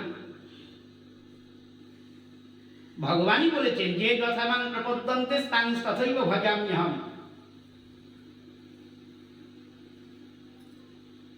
মহাপ্রভুর ছোট্ট একটা কথাই শোনো না। বল্লভাচার্য মহাপ্রভুকে বলেছিলেন তোমরা মধুর রসে ভজন করছো, তোমাদের ভজনের মধ্যে গোবিন্দ তোমাদের পতি, অতই যখন পতি রূপে ভজন করছো, তোমাদের এয়তির যে চিহ্ন নাই কেন? এয়তি রমণী চিহ্ন বহন করে না, যদিও আজকাল করে না, অথচ তারা সধবা। সধবাদের যা যা দেখলে বোঝা যায় আর কি চিহ্নগুলো। কি দেখলে বোঝা যায়? শাখা, সিঁদুর। আজকাল ওসবের ধার ধারে না, সিঁদুর আলারা গালে হাত দিয়ে বসে থাকে, বিক্রি হয় না। শাখারি আসে আমাদের বাড়িতে একজন, হরিগোপালদার চেনে, ও খুব দুঃখ করেছে। শঙ্খ বিক্রি করে এখন, শঙ্খ, শাখা বাজারে চলে না, এখন নাকি ওসব প্রয়োজন নাই। যাক যে ওসব আমি বুঝিতে দিও না বেশি, ওই সমস্ত বলা ঠিকও না, ধৃষ্টতা হলে মার্জনা করবে। তো বল্লভাচার্য মহাপ্রভুকে জিজ্ঞাসা করেছিলেন পতিরূপে ভজন করো তোমরা গোবিন্দকে, অথচ তোমাদের শাখা সিঁদুর নাই কেন? পরমরসিক গৌরসুন্দর তিনিও প্রশ্নটার উত্তর দিয়েছেন যে আচার্য মনে কিছু করবেন না, আমি একটা কথা জিজ্ঞাসা করি। অভয়দান, হ্যাঁ করো। আপনি তো বাল গোপাল ভজন করেন, আর গোপাল ভজনটা বাৎসল্য রস ছাড়া হয় না। কি রস? বাৎসল্য রস। তাহলে বাৎসল্য রসে যখন আপনি গোপাল সেবা করছেন, বাৎসল্য রসের ভিত্তি হলো দরদ। মাতা পিতার নিজ সন্তানের প্রতি যে দরদটা, সেই দরদটাই হলো বাৎসল্য রসের ভিত্তি।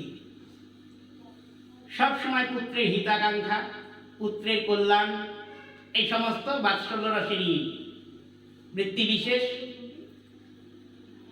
তো মহাপ্রভু জিজ্ঞাসা করছেন আপনি বাৎসল্য রসে গোপাল ভজন করেন তো? হ্যাঁ। তাহলে প্রত্যেক দিন আপনি গোপালকে প্রণাম করেন কেন? গোপালকে প্রণাম করেন কেন? কারণ বাৎসল্য রসে আপনি গোপালের পিতা বা মাতা যাই হোক একটা হয়েছে।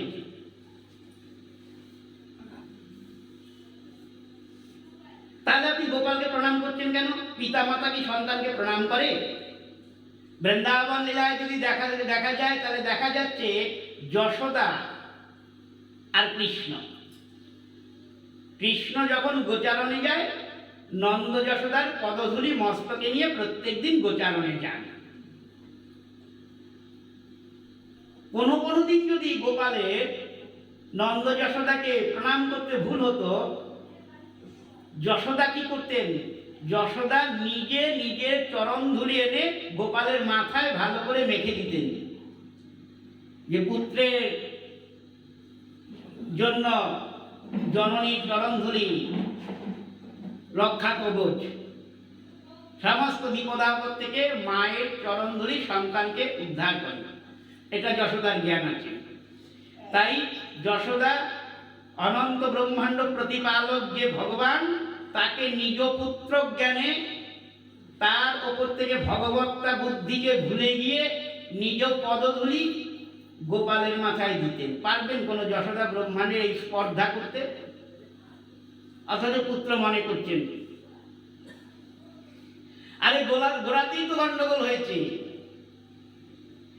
এইখানে যতজন ভক্ত উপস্থিত আছেন এই ঘরটার মধ্যে, আমি হলফ করে বলতে পারি প্রত্যেকেই গৌড়ীয় মাধ্যাচার্য সম্প্রদায়ের অন্তর্ভুক্ত এবং যুগল মন্ত্রের উপাসক।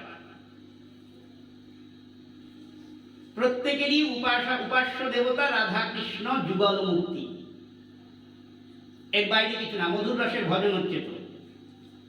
তো মধুর রসের ভজন যারা করেন, যারা আপন আপন গুরুপাদ পদ্ম থেকে শ্রী বৃন্দাবন যুগল ভজন ধনের উপদেশ প্রাপ্ত হয়েছেন, তারা গুরুবাক্য পরিত্যাগ করে কিভাবে বাৎসল্য রসের আশ্রয় গ্রহণ করে গোপাল ভজন করেন, এটা আমার ক্ষুদ্র বুদ্ধিতে আসে না।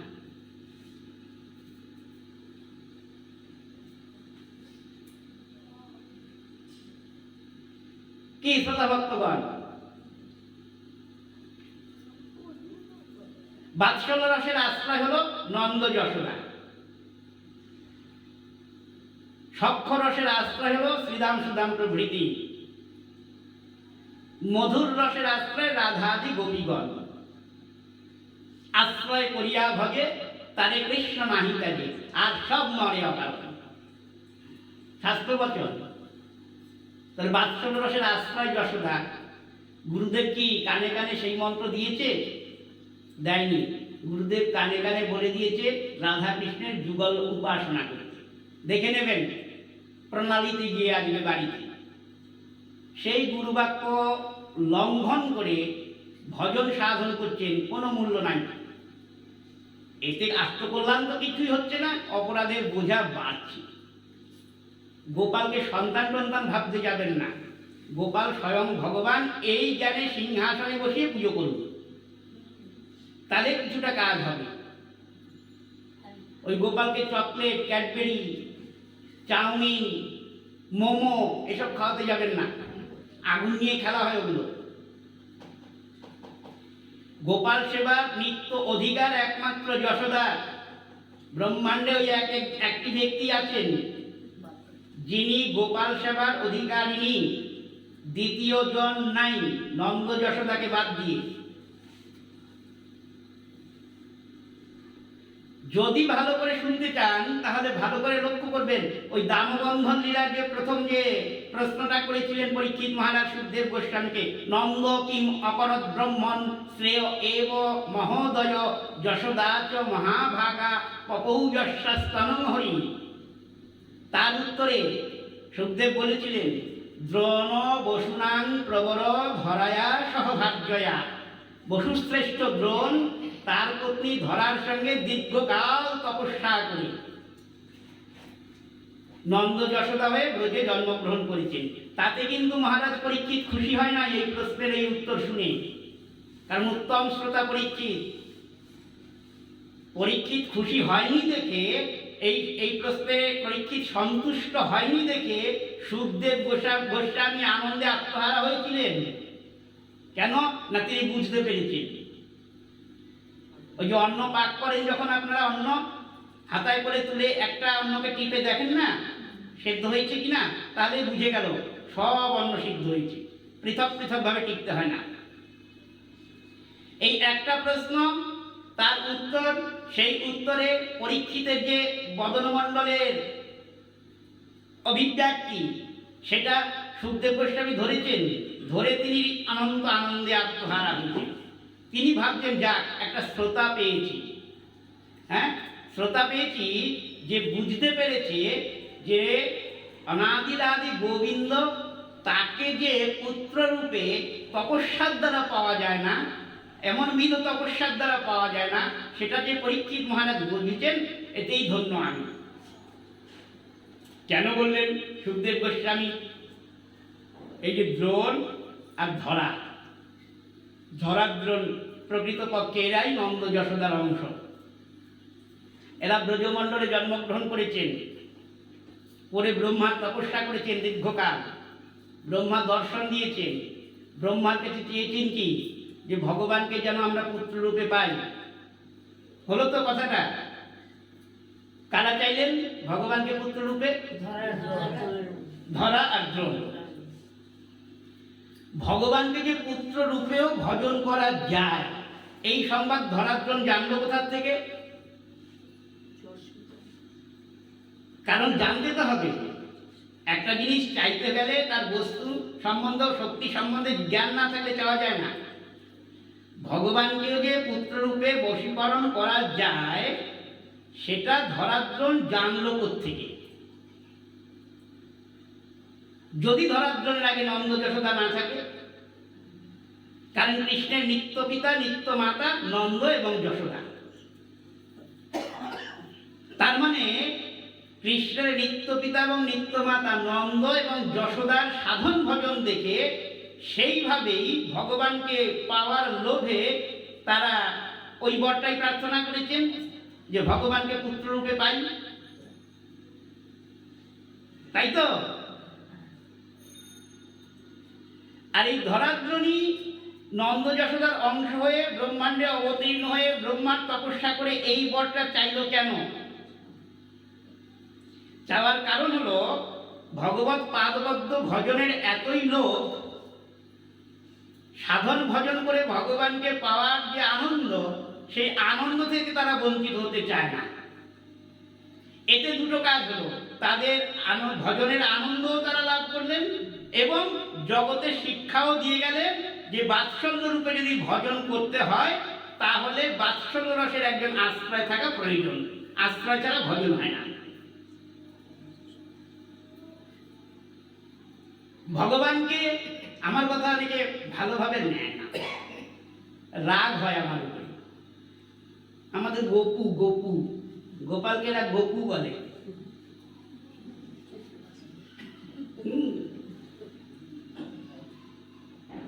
লজেন্স দেয়, গোপালকে প্লাস্টিকের ঝুড়িতে করে ভ্যানিটি ব্যাগে করে পিকনিকে নিয়ে যায়।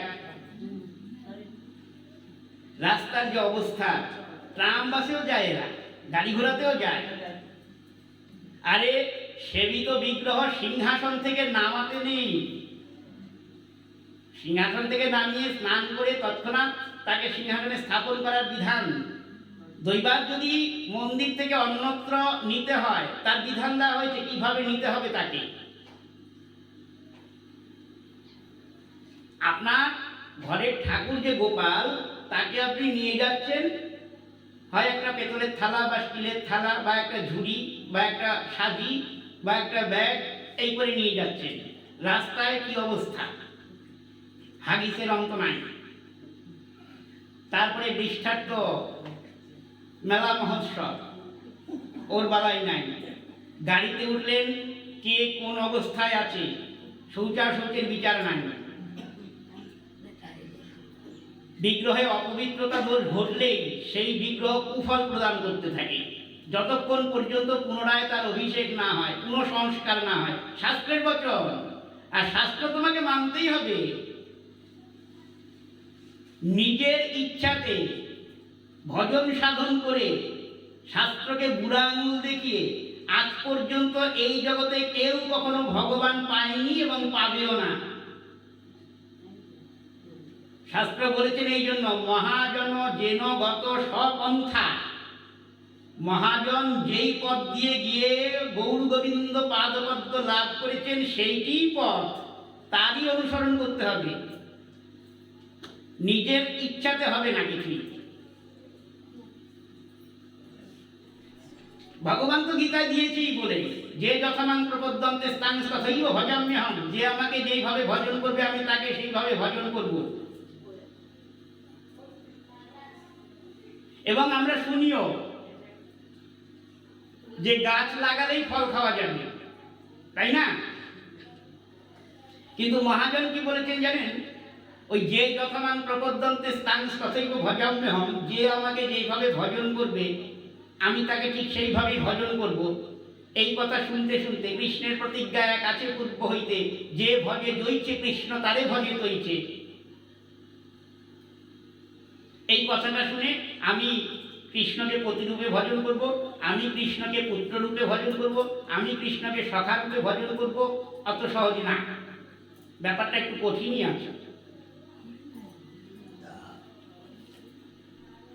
মহাজন বলেছেন না, আখি না রপিয়া কোটা বাঁধো কেনে ফল খাইবার তরে।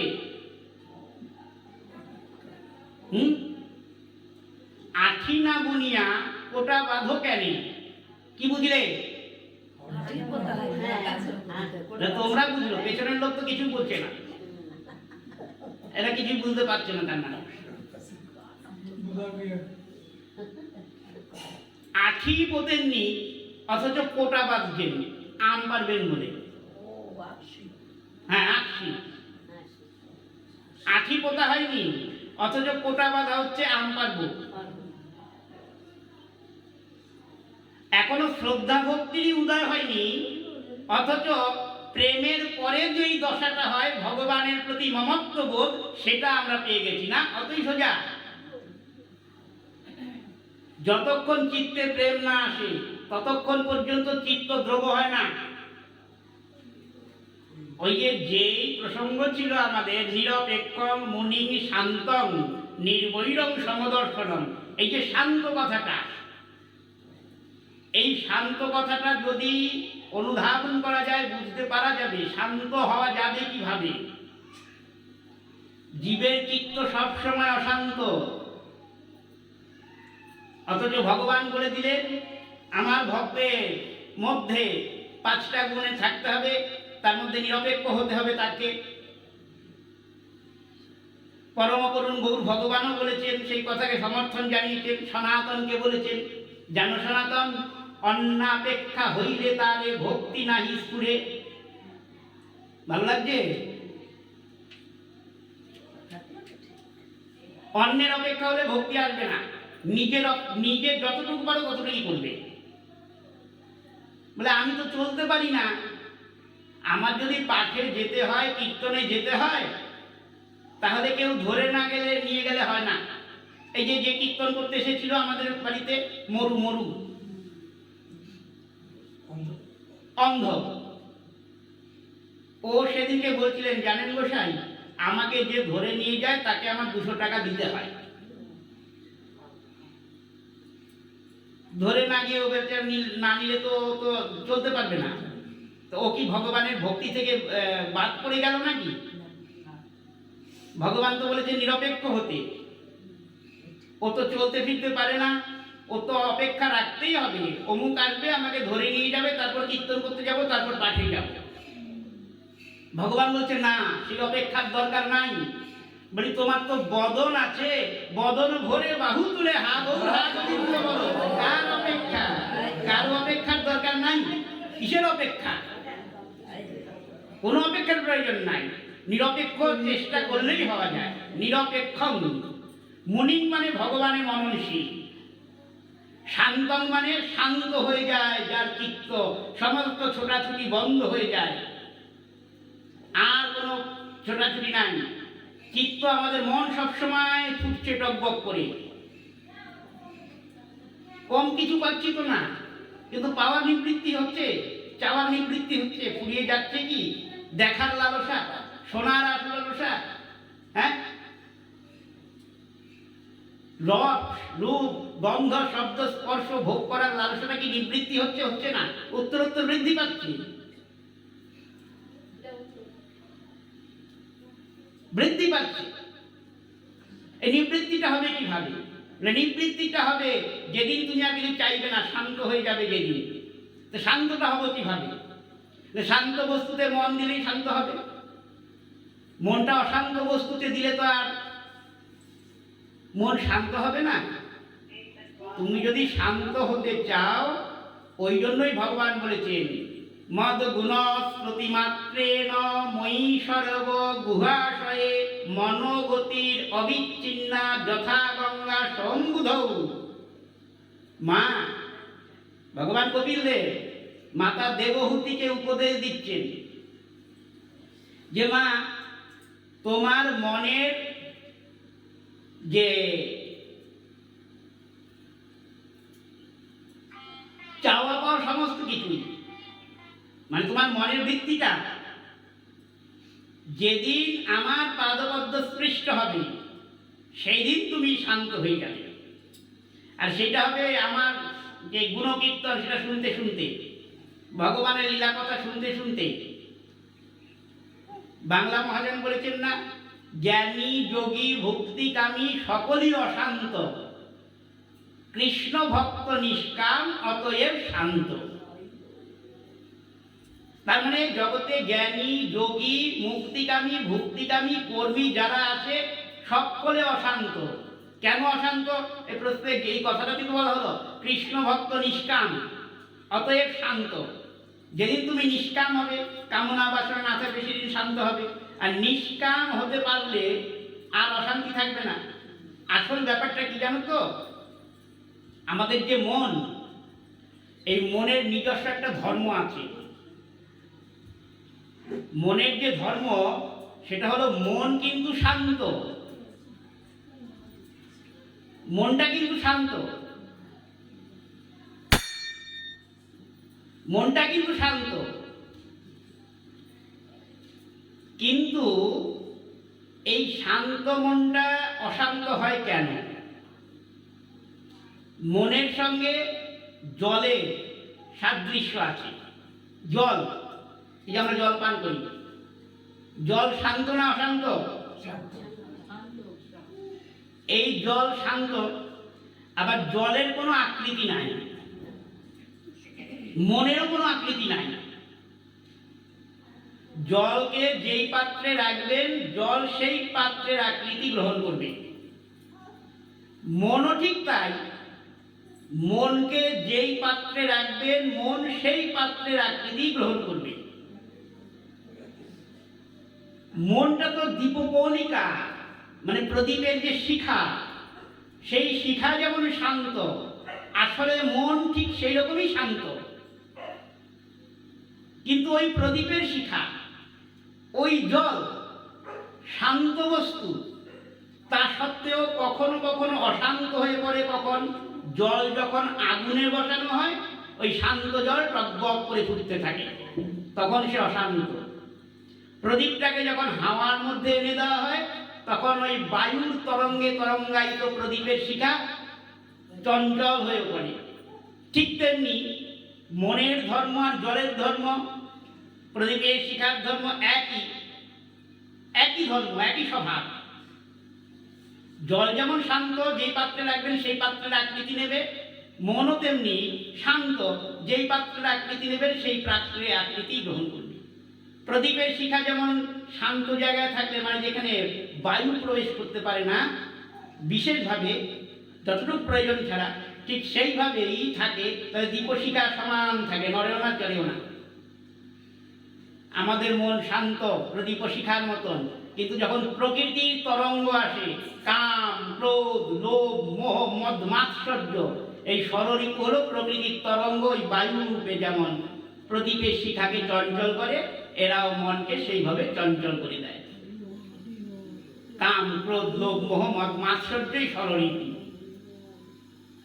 জল যেমন আগুনের চাপালেই টকবক করে ফুটতে থাকে, ঠিক তেমনি আমাদের কামনার অগ্নিতে মনটা চাপানো আছে। তাই এটা চাই, ওটা চাই, এটা খাই, চাই চাই, খাই খাই, দাও দাও, শেষ নাই।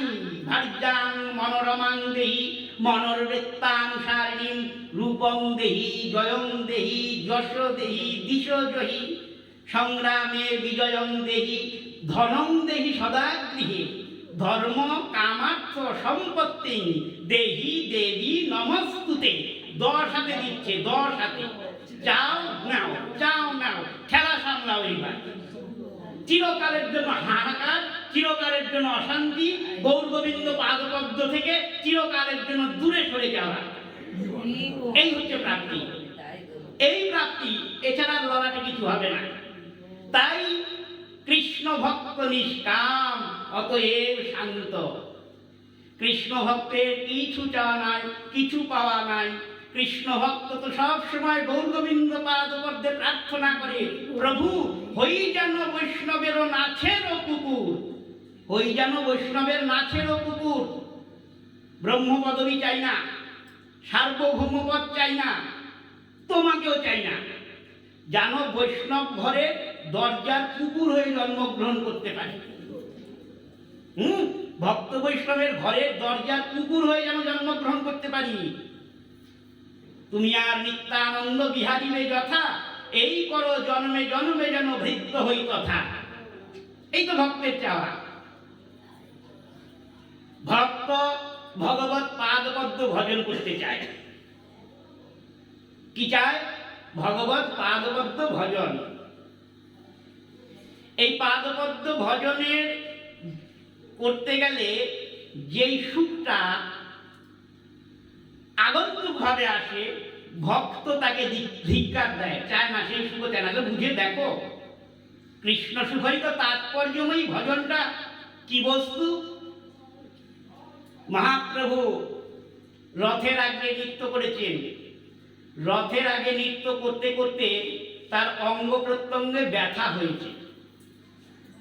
গম্ভীরায় তিনি শুয়ে আছেন। গম্ভীরায় গম্ভীরায় তিনখানা দরজা, তিন দিকে তিনটা দরজা। যারা গেছেন গম্ভীরা দর্শন করেছেন তারা বুঝবেন একটা মানুষ থাকতে পারবে। গম্ভীরায় মহাপ্রভু এমনভাবে শয়ন করেছেন, মহাপ্রভুর অঙ্গ সংবাহন পদ সংবাহন করত গোবিন্দ। ওই যে শ্রী গোবিন্দ দাস করে পদ সংবাহন কীর্তনে আছে না? মহাপ্রভু এমনভাবে শুয়ে আছেন, এখন তার অঙ্গ সেবক গোবিন্দ গেছেন চরণ মর্দন করার জন্য। পরীক্ষা পরীক্ষা, ভগবানের পরীক্ষা আছে। যৌ অনুগৃহ্ণামি তদ্বিষ বিধুর্যাম্যহম, যাকে অনুগ্রহ করব তাকে একদম ভালো করে পরীক্ষা করে নেব, কষায় দোষ পর্যন্ত না থাকে। এটা গোবিন্দ ঠাকুরের জন্য না, মহাপ্রভুর অঙ্গ সেবক যে গোবিন্দ নিত্য পরিকর, ব্রহ্মাণ্ডের সাধক ভক্তের জন্য এই ব্যবস্থা। এখন গোবিন্দ গেছেন মহাপ্রভুর অঙ্গ মর্দন করতে। ব্যথা হয়েছে, কিসের জন্য ব্যথা হয়েছে বলো? ওই রথের আগে নৃত্য করেছে তো, খুব নৃত্য, তাতে হাত পা ব্যথা হয়েছে। এখন গোবিন্দ অঙ্গ মর্দন করতে গিয়ে দেখছেন যাব বাবা, মহাপ্রভু এমন ভাবে শয়ন করেছেন, এ তো ঘরে ঢোকা যাবে না, মহাপ্রভুকে তো ডিঙাতে হবে। তো মহাপ্রভুকে তখন গোবিন্দ বলছেন, প্রভু, ও প্রভু। মহাপ্রভু বলছেন, বলো। বলে একটু পাশ দাও না। কেন? ভেতরে যাব। কিসের জন্য? মহাপ্রভুকে বলছেন একটু একটু জায়গা দাও, আমি ভেতরে ঢুকবো। মহাপ্রভু বলছেন, আমি গা নাড়াতে পারছি না, এতই ব্যথা। বলে একটুখানি দাও, আমি ভেতরে প্রবেশ করব। মহাপ্রভু বলছেন, কেন ভেতরে আসবে কেন? বলে আমি চরণ সংবহন করতে চাই। মহাপ্রভু বলছেন, করো চাই না করো তোমার মন। দেখলেন তো, মহাপ্রভু পরিষ্কার বলে দিলেন, আমি সরব না। তুমি যদি আমার সেবা করতে চাও তোমার মন, তুমি কিভাবে ঢুকবে? তখন গোবিন্দ চিন্তা করলেন যে করতে তো আমাকে হবেই। তো একটা মহাপ্রভুর বহির্বসন নিয়ে মহাপ্রভুর অঙ্গে দিয়ে মহাপ্রভুকে ডিঙিয়ে ঢুকে গেল। ঢুকে গিয়ে এবার মহাপ্রভুর চরণ সংবাহন করছেন তিনি। করতে করতে দ্বীপ্রহরে গড়িয়ে গেছে, মধ্যাহ্ন গড়িয়ে অপরাহ্ন পড়েছে। ওদিকে স্বরূপ দামোদর রায় রামানন্দ ডাকছেন গোবিন্দকে যে প্রসাদ গ্রহণ করো, বেলা তো গেল। গোবিন্দ কোনো উত্তর দেয় না। মহাপ্রভু নিদ্রা থেকে উঠে জিজ্ঞাসা করছেন, যাচ্ছ না কেন? হ্যাঁ, বিকেল হয়ে গেল, খেতে যাচ্ছ না কেন? ডাকছে তোমাকে। বলে কি করে যাব? তোমাকে তো ডিঙিয়ে যেতে পারি না, কি করে যাব? মহাপ্রভু বলে, আসলে কি করে, ভেতরে আসলে কি করে? গোবিন্দকে জিজ্ঞাসা করে। গোবিন্দ বলে, তোমাকে ডিঙিয়ে। তাহলে আমাকে ডিঙিয়ে যাচ্ছ না কেন? বলে, যাচ্ছি না কেন প্রভু, ভেতরে ডিঙিয়ে এসে তোমাকে লঙ্ঘন করে এসেছি, সেটা তোমার সুখের জন্য। আর এখন প্রসাদ পেতে যেতে হবে, খেতে যেতে হবে আমার সুখের জন্য। তোমার সুখের জন্য আমি অনন্তকাল নরকে যেতে প্রস্তুত, কিন্তু আমার সুখের জন্য নরকের কথা চিন্তা করতেও ভয়। তাহলে বোঝো কৃষ্ণ সুখায়িত তাৎপর্যময়ী সেবা। ভক্তই সেবা চায়, ভক্তে ভগবত চরণ নিরন্তর এটাই প্রার্থনা করি।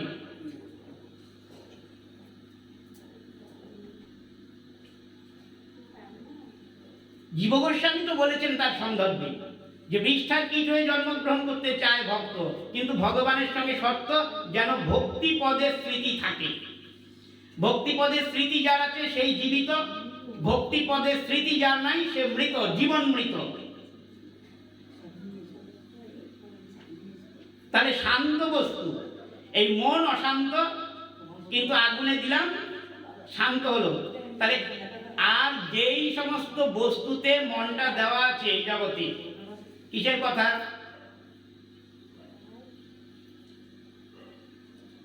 আমাদের মনটা এই জগতে যে সমস্ত বস্তুর মধ্যে দেওয়া আছে, সেই বস্তু একটাও কি শান্ত? আপনারা নিজেই বিচার করুন। এই যে স্ত্রী পুত্র বিষয় আশয়, ধন মান যশ প্রতিষ্ঠা, চিরকাল ছিল, আছে, থাকবে এমন বস্তু কি? না। এই জগতে সমস্ত বস্তুই অনিত্য। অনিত্য মানেই চঞ্চল। আর এই অনিত্য জগতের অনিত্য বস্তুদের মধ্যেই আমাদের মনটা 16 আনা দেওয়া আছে। তাহলে পূর্বাহ্নে বলেছি মন জলের মতন, যেই পাত্রে রাখবেন সেই পাত্রের আকারই ধারণ করবে। অতএব মনটা আমাদের দেওয়া আছে সম্পূর্ণভাবে চঞ্চল বস্তুতে। তাই মন শান্ত হবে কিভাবে? মন তার স্বরূপটা ফিরে কিভাবে পাবে? ওই অশান্ত হয়ে আছে মন। তাই মনটাকে যদি শান্ত করতে হয়, জগতে শান্ত বস্তু হলো গৌর গোবিন্দ পাদপদ্ম, মহাপ্রলয় যার বিনাশ নাই। সেই গৌর গোবিন্দে যখন মনটা একেবারে বসে যায়, চিরকালের জন্য মন শান্ত হয়ে যায়, আর ভক্ত কীর্তন করে ওঠে কৃষ্ণ ভক্ত নিষ্কাম, অতএব শান্ত। আপনারা কৃপা করবেন আমার মনও যেন শান্ত হয়, গৌর গোবিন্দ পাদ পদ্মে প্রার্থনা জানাবেন। এই বলে আজকে ভাগবতের বিশ্রাম দিলাম, বাকিটা আগামী দিন শ্রবণ করবো। জয় জয় নিতাই গৌর হরি বল।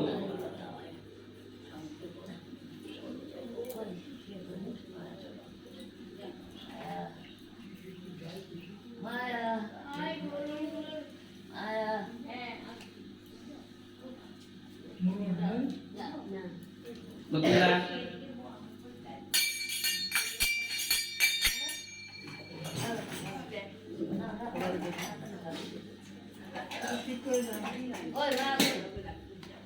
কই আসো আসো আসো।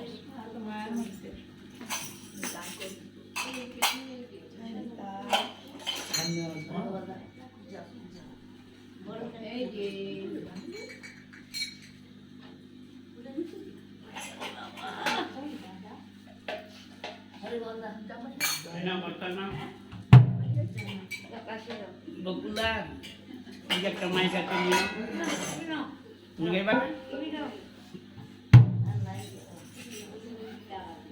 আজকে আসতেই করবো, চিন্তা নাই।